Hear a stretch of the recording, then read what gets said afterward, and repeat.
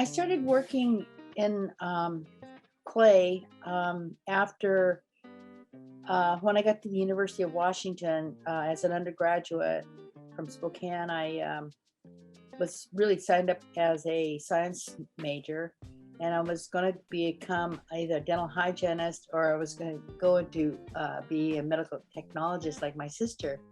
I think as a young person in our Japanese family, they want you to be able to eat. So art was the furthest thing from my mind when I got to the university. But I was asked to take a elective out of my program area. I was walking down the hallway one day, and I think it was my sophomore year. I saw this ceramics studio, and it was fascinating. And I walked in there. I thought, well, I'll sign up for that. Well, once I took that class, I'd never left. It just was hypnotic. I would stay there day and night. I think it's the material itself was a challenge, and also just learning how to control the wheel was the drawing card. Then I just had to keep going until I felt like I could throw 20 pounds of clay. My mentor was actually Robert Sperry, who eventually, after many years, we fell in love and we got married. And Bob passed away about 25 years ago. And he was really my inspiration. I mean, he always pushed us really hard. Like, even if you learned how to throw, that was a very important part of the program. But also he wanted you to experiment a lot with hand building.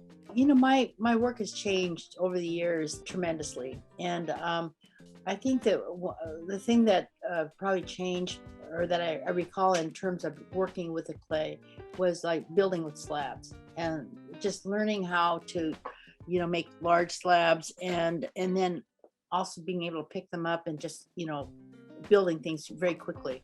That I think was probably the turning point in terms of learning how to build large quickly.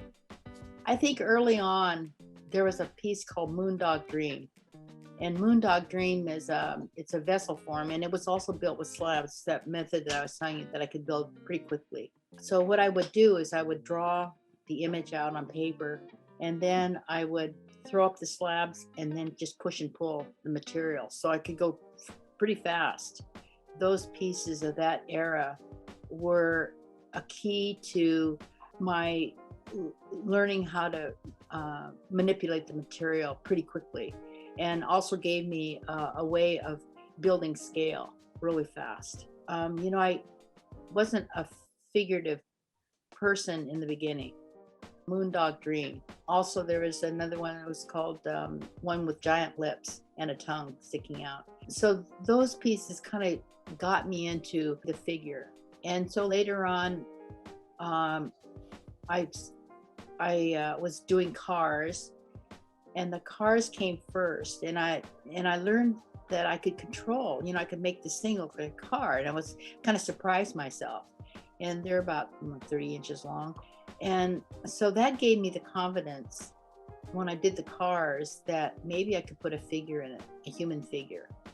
And so the first human figure I did, that was realistic, was called A Clothesline Robbery. It's a woman who's sitting on a car, on the hood of a car. And so that was kind of a key piece, because I was doing this realistic figure, this woman who's flashing through this clothesline. So that piece led on to this bridge piece, and it has 72 Northwest artists in it. And that piece was kind of a key piece for me, because first of all, I worked on that series of figures for about 10 years. So I was given this commission. So I decided that I would celebrate Seattle, in that all of a sudden Seattle was starting to open up. There were more museums, more galleries, and then there's the orchestras and symphony, and it became more of a very, very established art center. And so I decided I was going to celebrate visual artists. And I decided that also, instead of trying to make up 72 different people, I didn't know there were going to be 72, but I knew it was going to be quite extensive, that I would use people I knew, because it's easier to use people their faces, instead of trying to make up 72 faces. So I took 15 photographs per person in that a particular project. It took me about a year, year and a half, year and 4 months to complete that project. And so that piece kind of burned me out. And so then I decided that I had to jump scale. So that's when and I knew at that time that when I was learning about the figure, about how it moved, and it was a real turning point for me. And I knew I was going to simplify my figure.